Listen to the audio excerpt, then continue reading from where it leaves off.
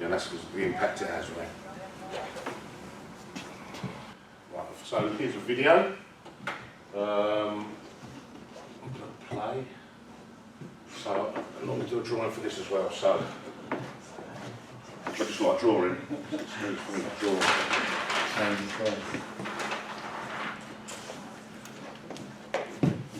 Draw over this way, it's not. Well, I'm just going to draw you out sort of a layout of how this video works.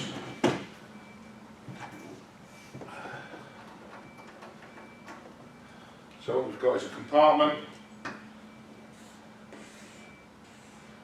with a door opening, a window in it potentially at first. 2 megawatt fire here, which is just an armchair light. That's like the room, obviously an open one there. We've got a camera facing this way, which is your left hand view. Yeah, into the window, and then there's a tick coming for a red camera this way, facing down the alleyway, which is your right hand view. Does that make sense? Yeah. See what I'm talking about? So what you can see while it's stilled, I like to put it out before it starts going. Sorry.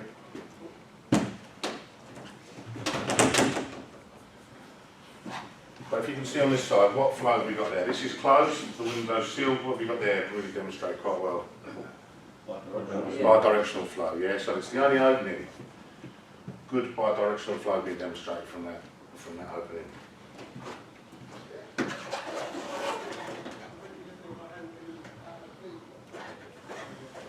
The wind being blown in this direction towards the window is around about 12 miles an hour, which was discussed earlier.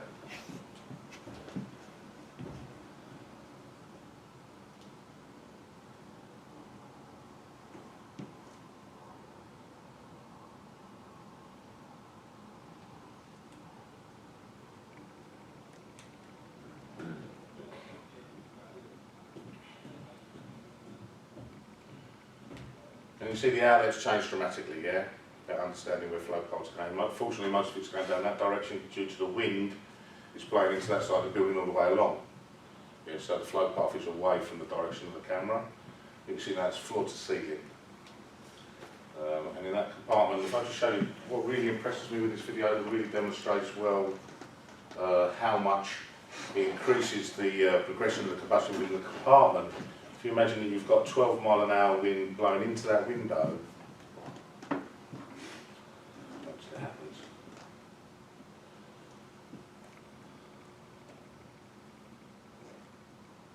It amazes me, this picture. No matter how the intensity inside the fire compartment means that the flames are licking out the window against the flow of the wind. I mean, I think that's quite impressive. You know, for all that pressure that's going out the door, there's still enough of the flames that are coming surging this way against the wind. It shows how much it's intensified the fire compartment.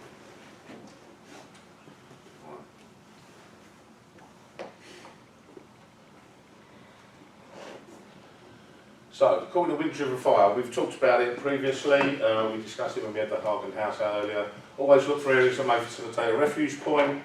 Get out of the flow path and out of the compartment if possible. If you can close the door to the flow path, do so. I would say definitely that's the first call of choice. And send an urgent message detailing the situation and location. So comms are very important. So find yourself a point of refuge immediately, let someone know where you are. And I will say you'll be there for the point of time it takes for someone else to put water and fire externally before you get to move.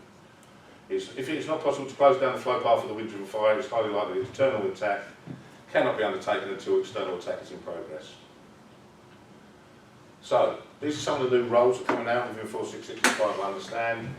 External spotters, although not yet mentioned in current policies, it is a good practice to adopt this for obvious reasons. So you're saying, although it's not in policy yet, if you have the resources available, consider utilising them. This role should be a standalone role with a specific brief to monitor fire conditions, smoke and any unusual fire events within a given physical area. Ideally, spotters will be equipped with radio comms to both the BA crews and the incident commander. So where possible, spotters should have 2 radios, one on channel 6 and one on channel 1. They are to inform BA crews and the RC of any changes to fire conditions, ventilation, smoke and any unusual fire events.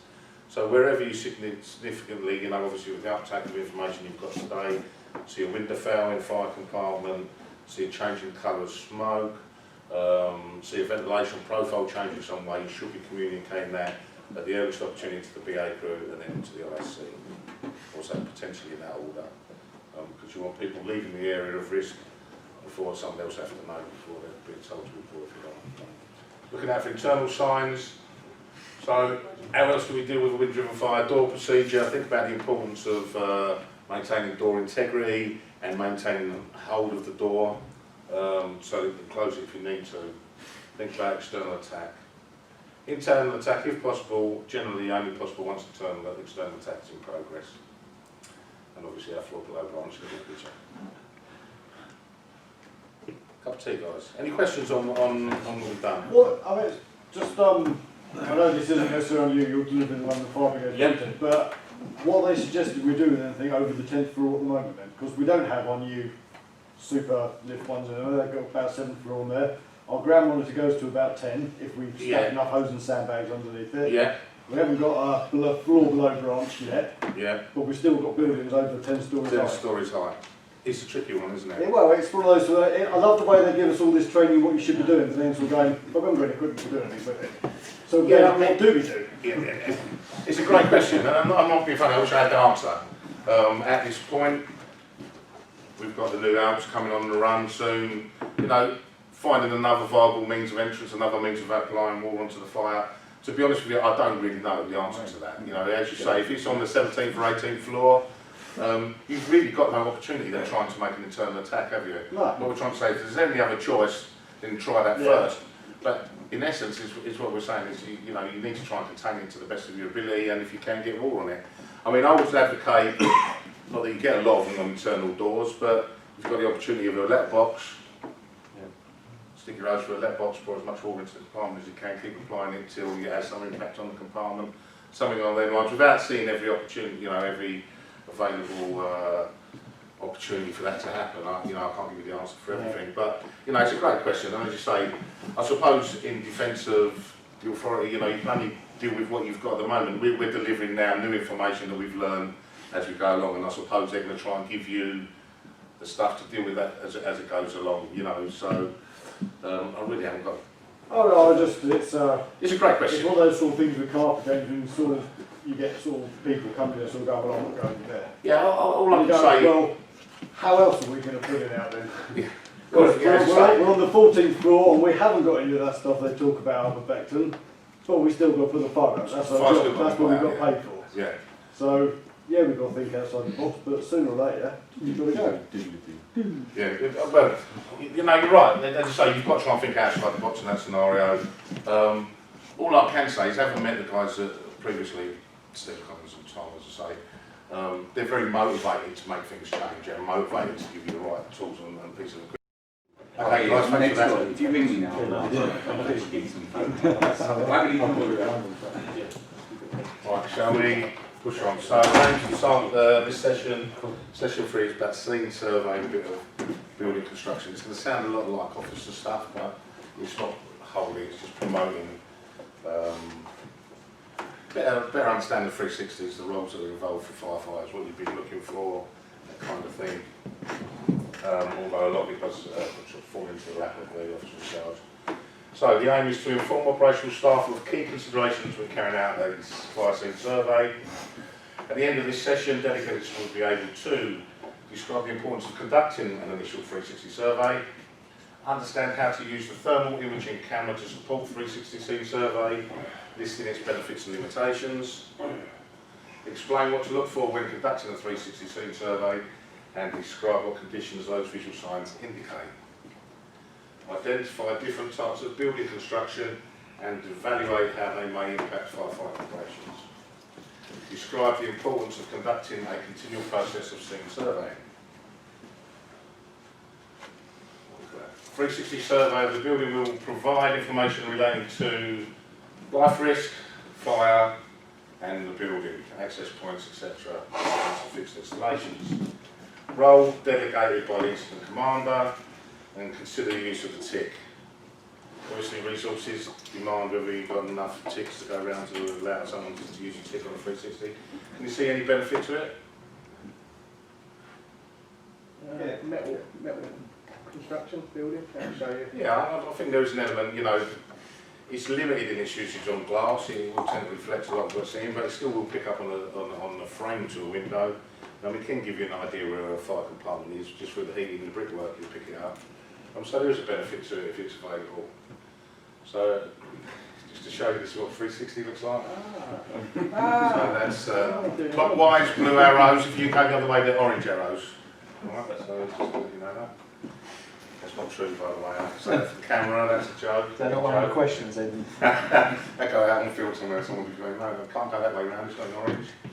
Okay, so considerations of the initial 360 scene survey. Rescues. Pretty obvious, isn't it? Yeah, someone's hanging off a window ledge somewhere, you're going to put that to priority in your 360. Fire conditions and location. So, again, this is more what we're formulating, understanding ventilation profile and the potential for fire spread, that kind of thing. And you guys are all experienced in that. So I'm not going to insult your intelligence and define it too much, but obviously looking for inlets, outlets, that kind of stuff, bi-directional flow, smoke release, the kind of smoke that's coming out, give you an indication of what's going inside the building. The stage of the fire, yeah. Ventilation profile, wind direction and strength, alternate access and egress points, building construction and surrounding risks. So, rescues for instance, on the 360 you pick that up, the opportunity is you might prioritise the gentleman who's living above the fire as a priority in case of fire spread. Would you agree with that? Especially as he's having limited success with his, looks like milkshake glass pouring water down onto the fire there. Obviously it's on the balcony below and the potential for fire spread as we know is upwards, so he would be a priority. Fire conditions and location. So it's pretty evident where the fire's located in there, isn't it? Yeah. Wants to do that, not so much. Kind of describe to me what you can see, guys. What can you see? What would you consider that to be? If you turned up to an incident, you looked at that. So it's going pretty well. Going pretty well. So third floor? No visible flame, is it? No visible flame. Yeah, so what would we consider might be going on there? Been bottled up. Possibly bottled up, that could be a reading to it. Possibly going into the decay stage, lack of flame and the light covering the smoke, so it's not so rich. Because the crews are already attacking it. Maybe some crews will put some water on it, definitely. Getting in there. You know, I would agree with all of those as considerations for that. So what's kind of going on here? We've got the lighter smoke here, and obviously the more heated smoke is going more directly upwards. What's happening here? What's that an indicator of? Well, it's going to give us a lot of information, but why is that happening? Do you think that laminar travel? With all the air at the top there, is it? Just hanging it at the top. Yeah, it's just got to a certain level and then stopped and gone across. Yeah. Air pressure. It's just meant the ambient temperature of what's surrounding it. So hot air rises, so the steam's rising, as it's going up, it's cooling, and it gets to a level where it reaches the ambient temperature and it plateaus out, so it just comes to a level. Obviously, eventually it will start coming down, particularly if there's a lot of water in it. Reading the visual indicators will provide a better understanding of the stage and location of the fire. Consider the use of the tick, but remember its limitations, e.g. you will not look through glass. So fire conditions and location. So for an unvented fire, this does go back at least 10 years, the concerns and symptoms for this guy, so run them through for me. Blackened windows. Smoke blackened windows, Low neutral flame. low neutral plane, Pulsing smoke. pulsing smoke. Whistling, is it? Sorry? Whistling. Whistling sound possibly. Yeah.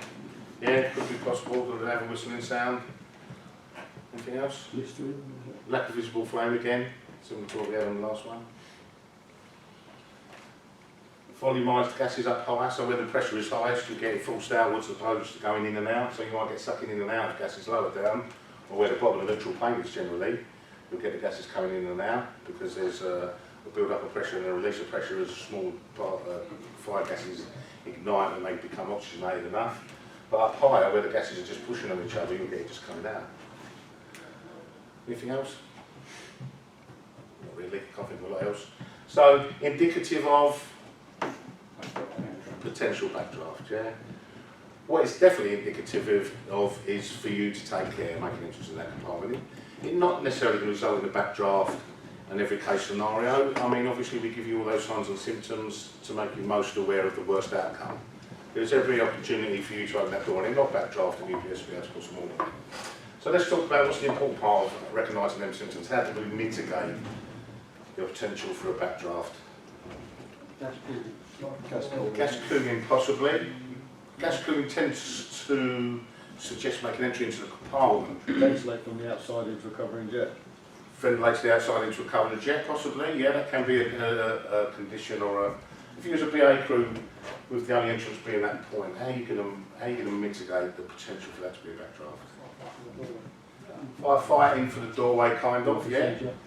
Door procedure. Door procedure, yeah, so door procedure is going to go right to the top of the list. Good door control. Application of water. How do we apply water? Pulsing. Yeah, kind of pulsing. You're going to put it in the same areas. I would say to mitigate a backdraft, you're going to need to apply more water than just for gas cooling. Gas cooling is about maintaining conditions. When you're trying to mitigate a backdraft, you're trying to stop something happening. So really the application of water will be a bit heavier. You're not worried about creating a bit of steam in there. So really getting water to dilute those gases, promote a little bit of pressure that's going to push some of the gases out of the compartment while you've got the door open and then closing it. So the way to mitigate a backdraft is to take your time. Yeah, don't be in a rush to get it, because you don't want to decide when you're in the compartment that you've made a mistake and you've gone in too early. You want to make that decision from the outside. Yeah, so get the compartment back into the condition that you want, whereby maybe you've let enough air in and released enough pressure and not put enough water in that where you can see some visible flame. Or you open the door and you see the gases have lifted and everything's out, you've put enough water in, put some more water in and go in that way, yeah? But you control it from the door, the backdraft. That's potentially the best thing that we can do with that. Would you all, yeah, kind of make sense?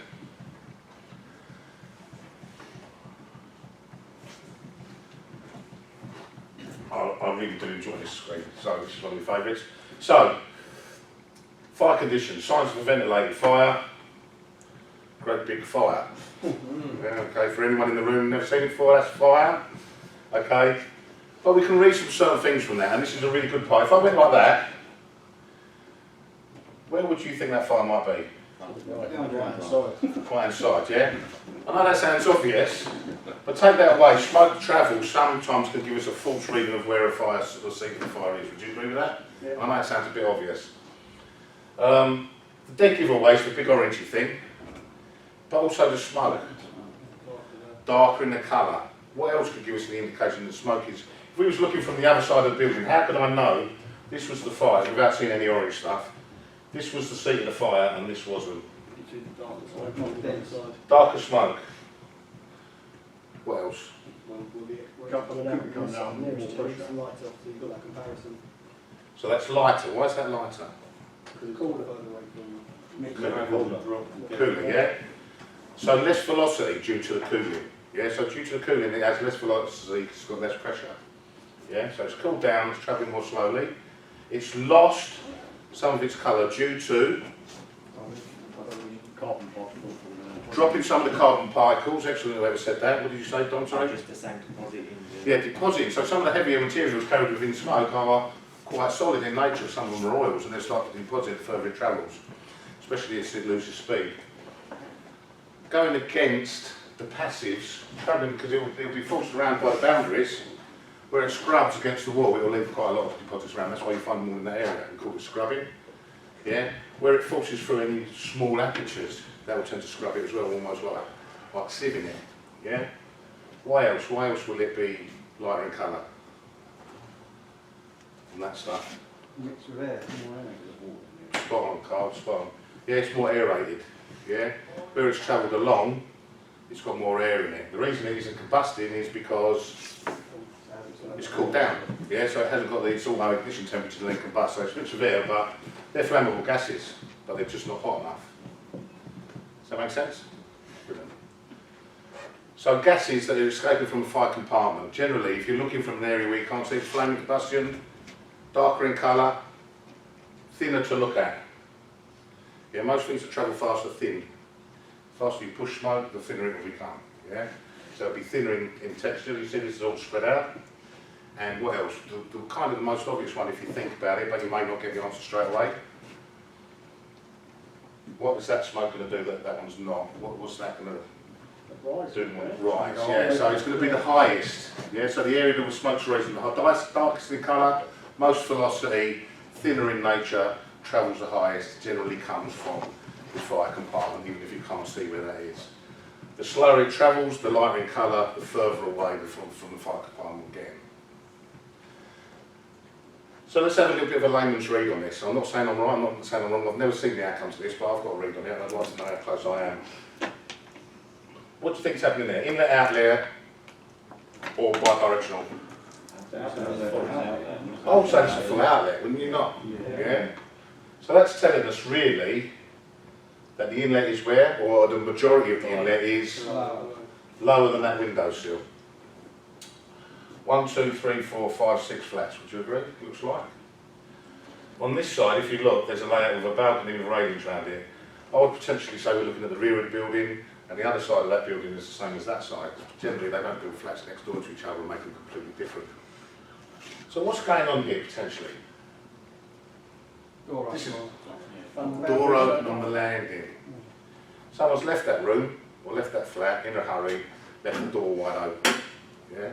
That wide open door is what's allowing at least the bottom half of it in a nice air tract into that compartment, so it's got a good level of combustion in it. It's also letting a lot of gases out, because the wind direction is that way, out onto the landing. What's happening here? Neighbours also left their front door open. The neighbours come out to have a look and panic and run off, and also left their front door open. So the natural progression of heat and smoke, if you think about the Coanda effect, it tends to travel close to items, particularly if you're slowing down.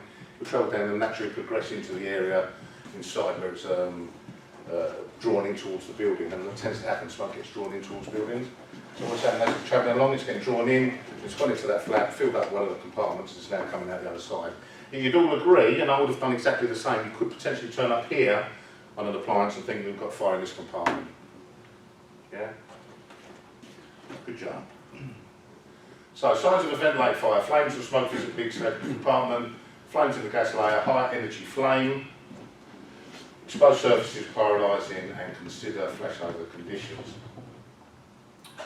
So fire growth indicators.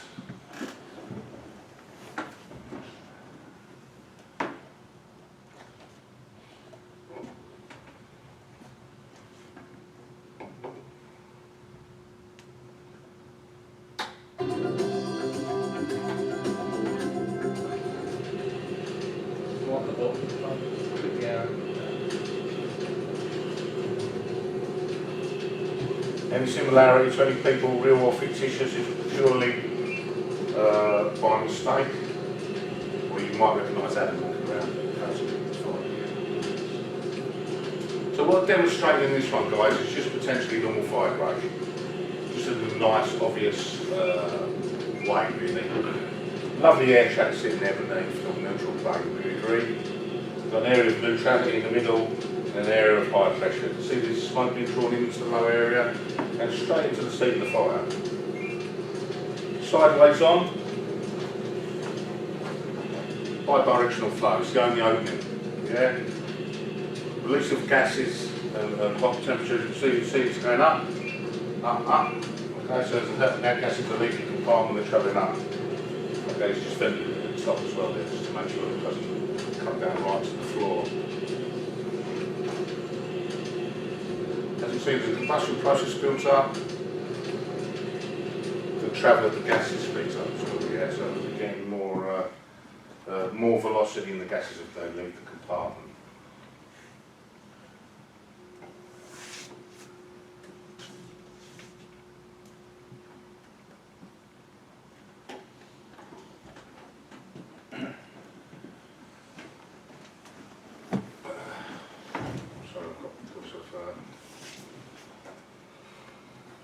So, here we've got a fire in that area, and this is what we're kind of talking about. So,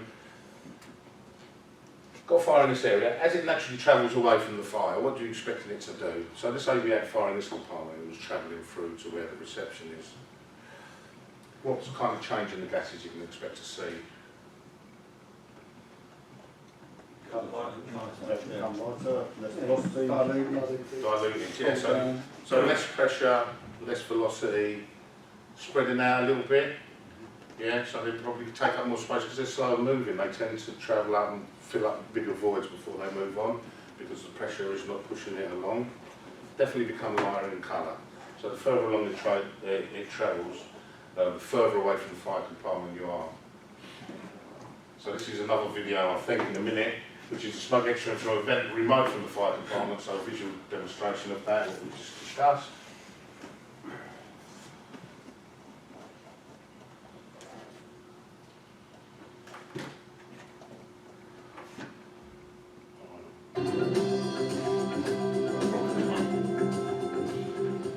So what we've got here, this is a fire compartment.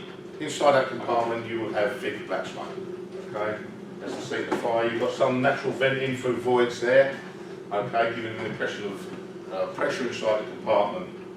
But then here, look, we've got an opening well away from the fire on the same floor. You can see how that affects what we're just talking about is there, yeah? So it's slower moving, it's lost a lot of the colour and a lot of the velocity compared to some of these gases. See how these are naturally rising higher, it's coming out much slower and hardly in any rush to get anywhere. Yeah, and that's purely on the fact that it's cooled down and travelled some distance. The passives have taken the velocity and the energy out of the smoke. And again, you know, sometimes people, if they're not reading it correctly, could surmise that that might be the fire compartment, yeah, but reading the smoke will give you an indication that's actually volume, what we call volume push smoke, rather than actual smoke moving under velocity from the fire compartment.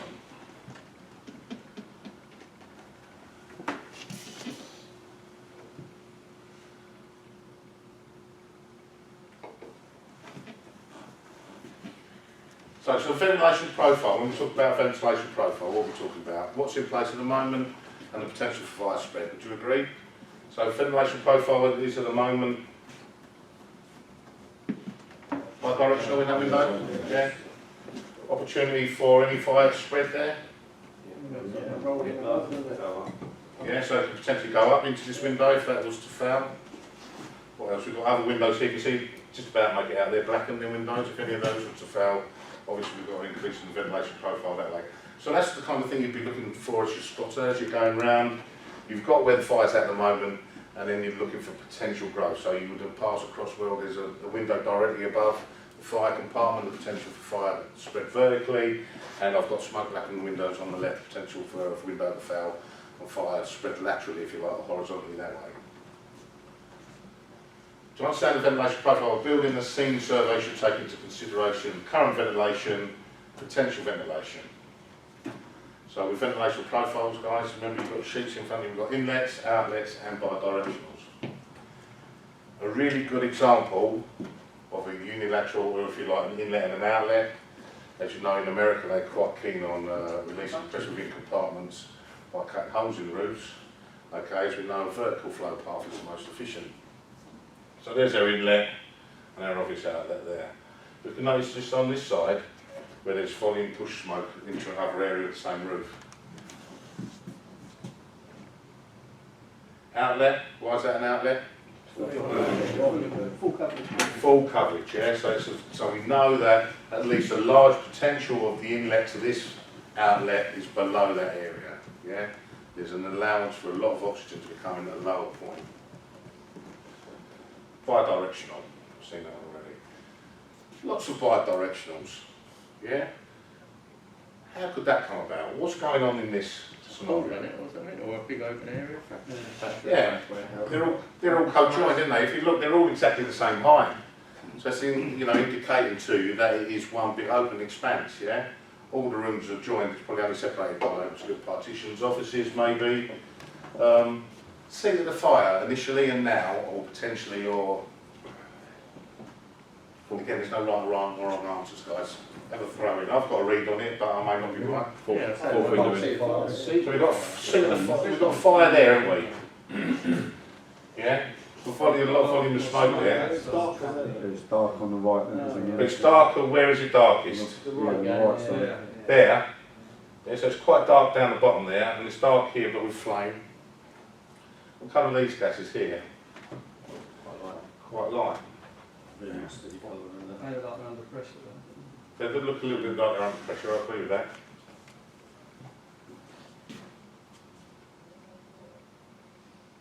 Go on then, where was the original seat of the fire in your assumption? On the right where the darker gases are under pressure is, or where the flaming combustion is? On the right. On the right, I'd agree with that. In my idea, think we're actually looking at, it's hard to tell from a picture, but firefighting in process. I think this is the original seat of the fire, and like you would in an aerial, and I'm sure Ben and Sean will back me up here, you sort of chase it onto the opening. I think they've applied some water in there from the aerial. Yeah, so what they've done is where that original seat of fire, that's why there's no flaming combustion. It's quite rich inside there, and the colour change of them gases a little bit, there's a little bit of water mixed in with it, and then they've applied some water there. Potentially can see what's going to happen and move on, or not. Just my idea, take it or leave it.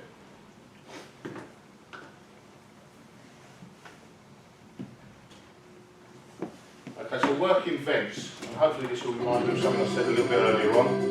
This is definitely added in this video. Okay, so we've got two vents. Okay, what kind of vents have we got? Bi-directional and an outlet. Yeah? Why is that an outlet only? It's above the neutral plane, yeah? And all the big opening in the front is allowing enough oxygen in. Opening up that opening, now we've opened up the bottom below the neutral plane, we've got two bi-directionals. Which is nearest to the fire? Darker, more velocity. The air trap, can you see it chasing in towards the track of the fire? It's going in the door and going left. Yeah. Remember what I said about following air traps towards the fire? That's it in obvious sign there, yeah? See it? See the difference in colour even in that short distance? Did you notice as well, when he opened that side, there was a sort of slight decrease in pressure at the front, and when he closed it, the pressure, because it was slowed down and pushed it out.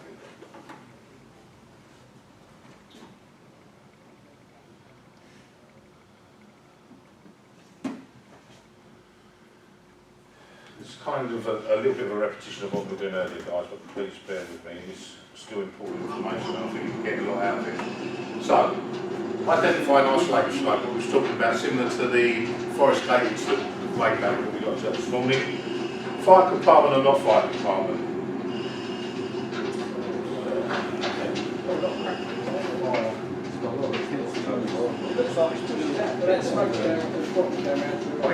It's not a help, it's just a windy day, isn't it? Let's be honest, it's quite a windy day.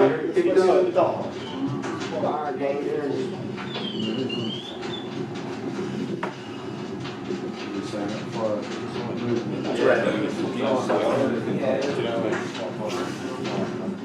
Fire compartment. Back when that happens, that's almost definitely going to circulate and pushing the smoke back into the compartment.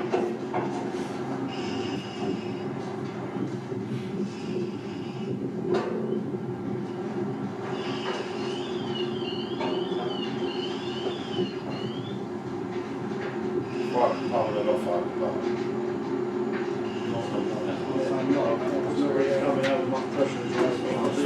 So it's volume push, okay, so it's got less velocity to it, it's a little bit lazier. I'll admit it's a difficult read on the other one, but you'll see when we go back. What I'd like you to look at as well is when the window doors first opened, what we talked about, an initial suppression in the rate of combustion inside the compartment. You'll see it in practice there, although you don't see the flame, you see the smoke go right back when the door is first opened.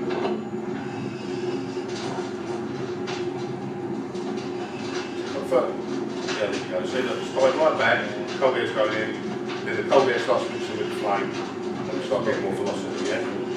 I would suggest, I can't be definitive because I wasn't here, but that's the fire compartment, but it's towards the back, yeah?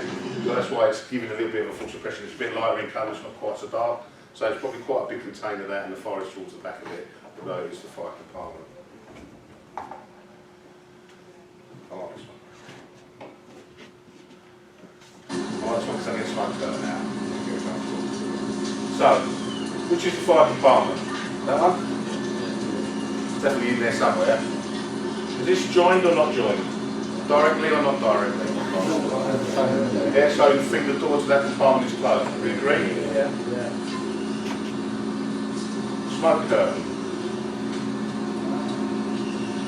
Why do we think it's got smoke curtain? What are they considering doing? Yeah.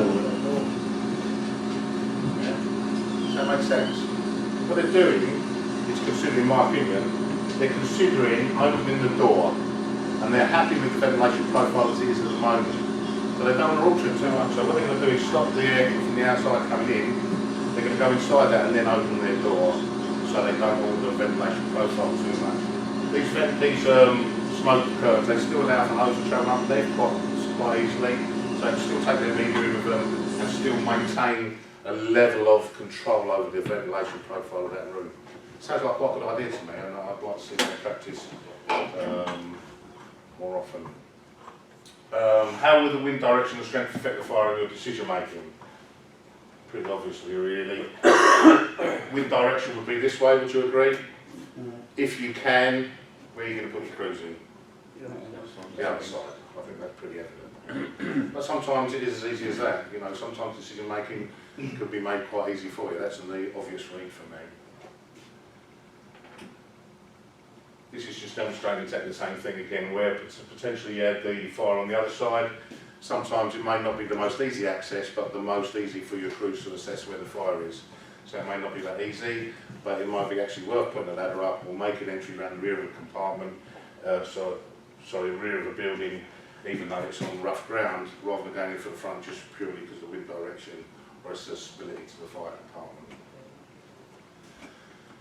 So building construction and design. Buildings may have a number of structural design elements which can affect ventilation. In addition, many buildings have been design features which may assist or impact ventilation, such as extraction units, louvers, roof vents, smoke curtains, and heating, ventilation and air conditioning systems, so HVAC systems like that. That's heating and ventilation. I believe, don't take this to the bank, but I believe that there's the brigade are trying to work with your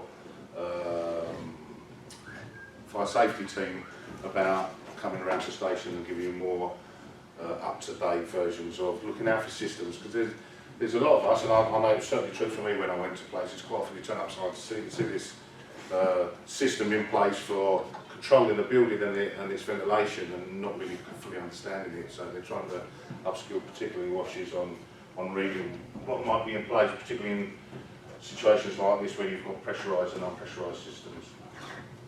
So things you might find operationally: pressurised and unpressurised stairwells. Good idea, yeah, so obviously we can maintain an area. If we pressurise a stairwell, we can keep it free of smoke, hopefully, as long as the doors and the door integrity remain in place. Insulated sandwich panels. All those who went back to training school back in the 80s will remember this one in the 90s. Dangers of that.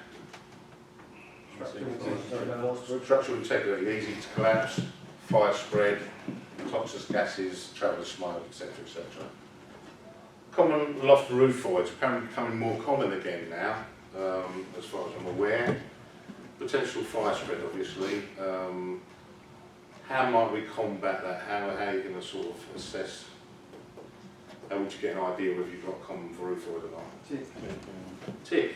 Fantastic, you said that. I didn't even know where it come from. So you come. So surrounding risks. Okay, so this is quite potentially, you know, I think what we're looking at here. So basically what we're talking about is fire spread due to radiation, yeah, so other areas you might need to evacuate or protect with covering jets, etc. Yeah, so that's fire spread. It's purely down to radiation and the heat from that fire. As you see, all the firefighters going on that side, a little protection on this side, so in your 360s, understanding where the fire might spread to through that way.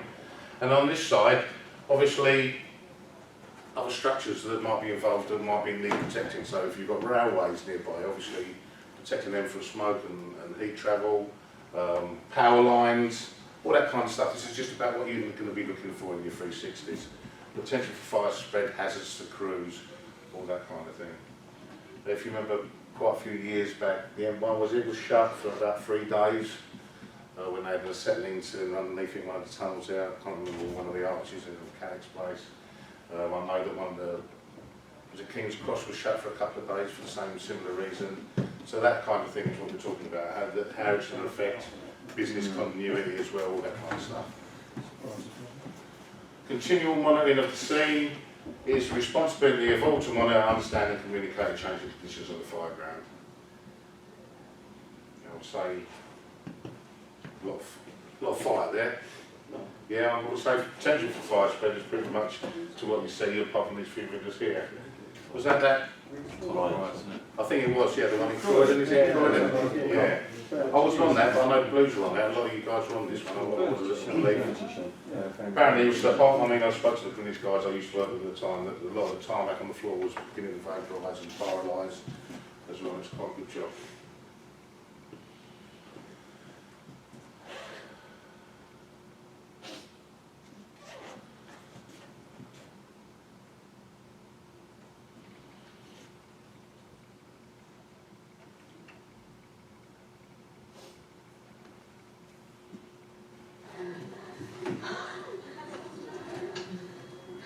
Yeah, 63. Fire inside, upstairs in the bedroom.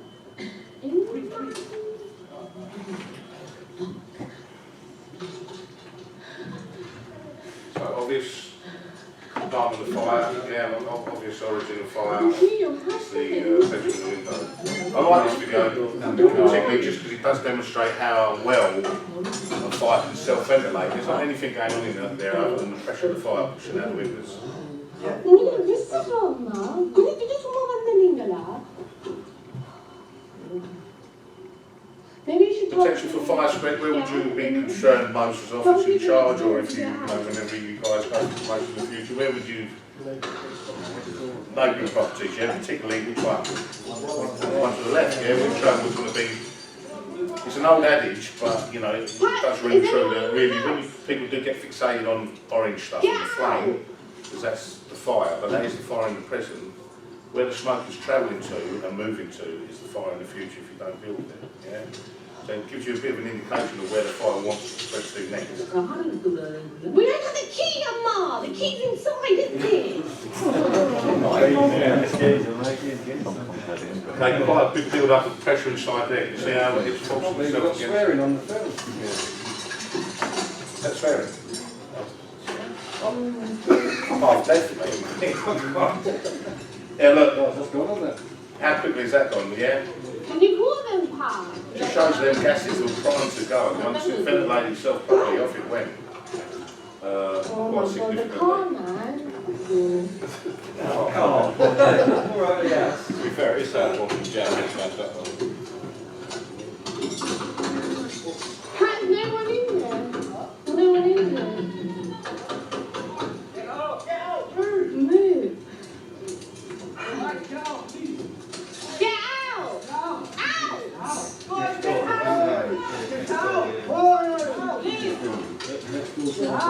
I've got to say, I think this guy's being pretty brave here. I don't think he lives there, the one on the left running around with the shorts. The fire is But we've all been there, in 5 years that'd be warm enough. I reckon there's a lot of radiated heat coming down from there. You see him pumping his shoulders every time he goes underneath And it. I came upstairs because I heard the banging noises. So I thought you fell down. Get out!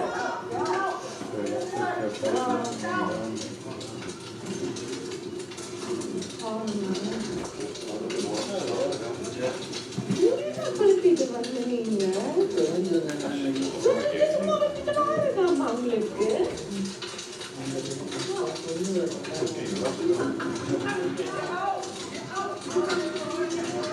Oh my god.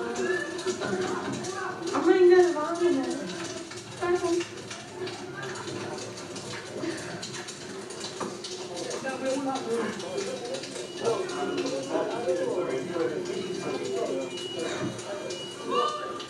Oh my god.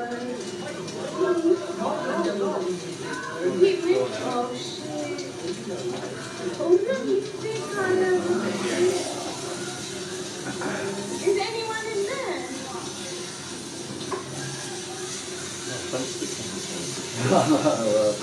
It's 50 stones.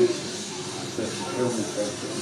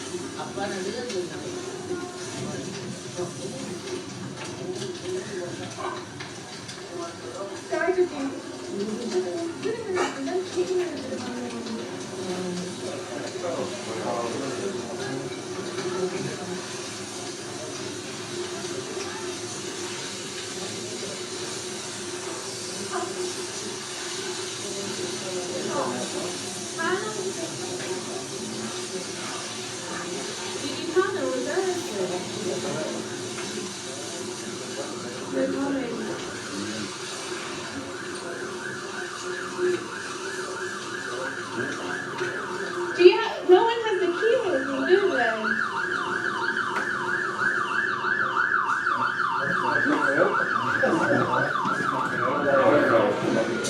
It's the front door locked though, we don't know.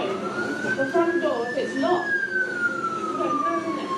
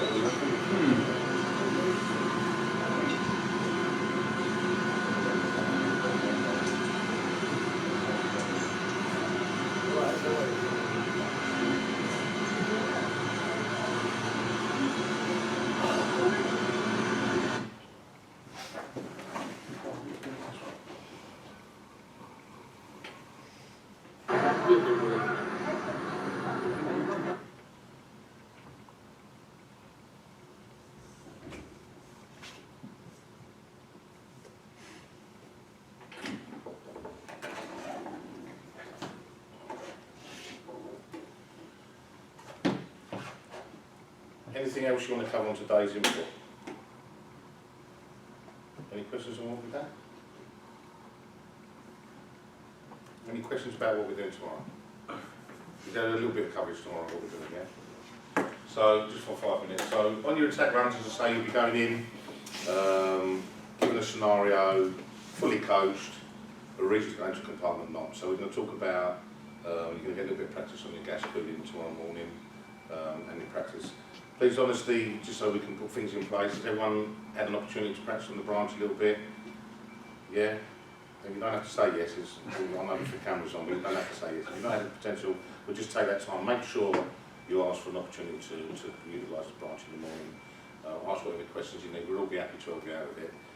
Get practice, a good practice in. What I will say is as the day progresses on, it's like most things, as the day progresses on, it becomes more accessible, right? So when we first get the branch out and show you the spray booth in the morning, it's fully open. When we're just giving you advice on it. When you go into the fully coached session with the attack runs, obviously we expect an element of proficiency, but we're happy to coach along. By the time you get to the afternoon, then we expect you to have reached the level of proficiency. Do you understand what I'm saying? So ask questions early on if you need to, if you haven't had a lot of practice with it. So for me, thanks for your entertainment and your enthusiasm today and your input. No questions? You think so? Okay. Safe journey home. Don't forget your sheets.